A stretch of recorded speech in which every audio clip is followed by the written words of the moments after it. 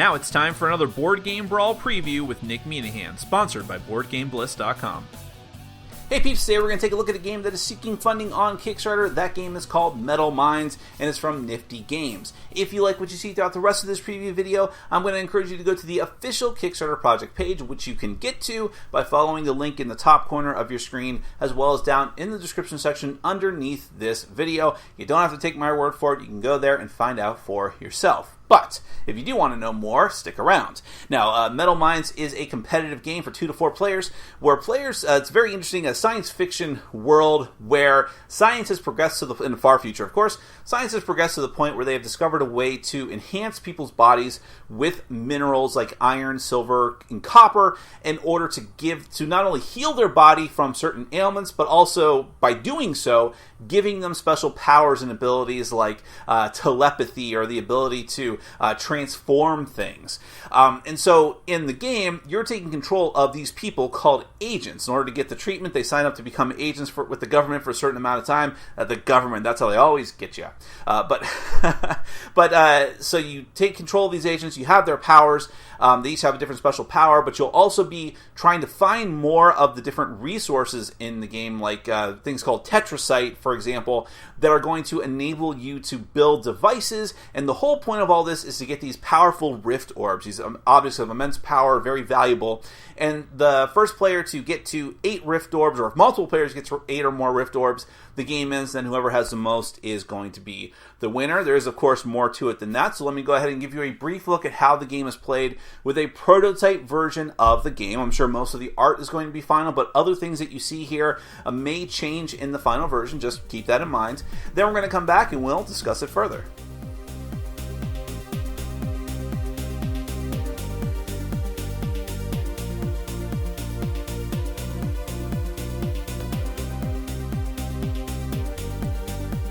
Metal Minds is a competitive game for 2 to 4 players. The players are agents who are gathering resources and devices in order to create rift orbs. At the end of any round in which one or more players has 8 or more rift orbs, the game is over, and whoever has the most orbs is the winner. To set up the game, first give each player a tracker and markers to keep track of not only your rift orb total, but also your stock of the game's 3 resources. Purple tetrasite is used to build gadgets and perform maneuvers. Orange bilbidon can create and destroy rift orbs, and green exorilium is used in building engines. You'll start off with 1 of each of these 3, and you can have up to 6. If you're ever told to get a resource that's not specified, you can choose which one you get. Each player is also randomly dealt out an agent. Each agent is kept face up and gives you a different special ability. They all fall into 3 categories. Iron mines focus on getting and converting resources. Silver mines draw extra cards, and copper mines can make their own rift orbs. Each agent also gives you your hand limit and line limit, which is the number of devices you can have in front of your tracker. Shuffle up all the other cards to form the inventory deck, then deal out 4 cards to each player. Randomly choose who goes first. Each player's turn has 3 stages. First is the action stage. If you choose to skip this stage, you can either draw a card or get 2 resources of your choice.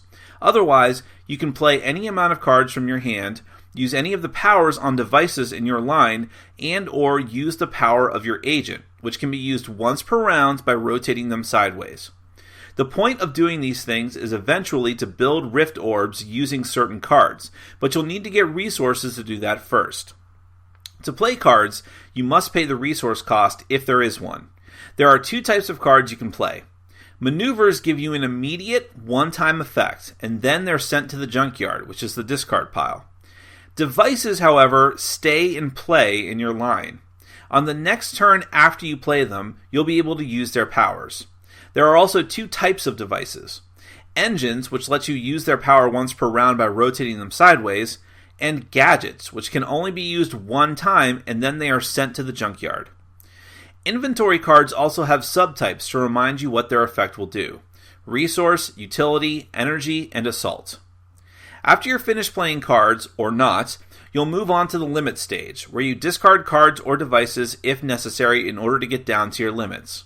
Finally, there's the draw stage, where you'll take 2 cards from the inventory and then rotate all of your once per turn cards back upright to indicate that you can use them again next round. Then, play goes on to the next player. You'll all continue playing this way until the end game conditions are met. That is Metal Mines.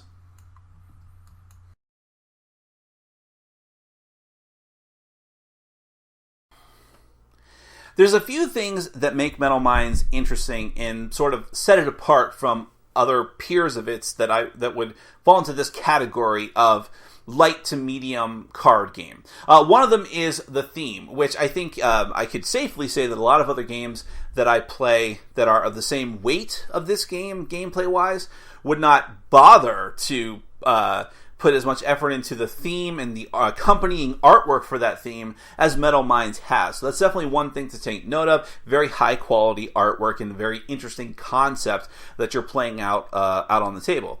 On top of that is the fact that it is a very easy game to learn, very easy game to teach, and a very easy game to get into and play, and also very fast to play. But at the same time, this is definitely one of those games where, despite it being all of those things, there is still definite strategy in the game. There are definite plans that you have to make, things that you have to decide on, decisions you have to make with the cards that you have available. This is definitely a hand management game where you have to decide very carefully what you're going to choose to keep, because you have a very strict hand limit, what you're going to choose to get rid of, what you're going to choose to play. You have very limited amount of resources, and so it's also a resource management game. What are you going to use those resources for? What's it going to take for you to accomplish your goal of getting these Rift Orbs? And how should you choose to manage those most efficiently to get the leg up on your opponents? Because it is a race, in a sense. You don't know when the game is going to end, but if one player has a couple of awesome turns, it's going to end a lot faster than you might have planned for. So it's being as efficient as possible, as fast as possible, while still trying to get as many Rift Orbs as possible.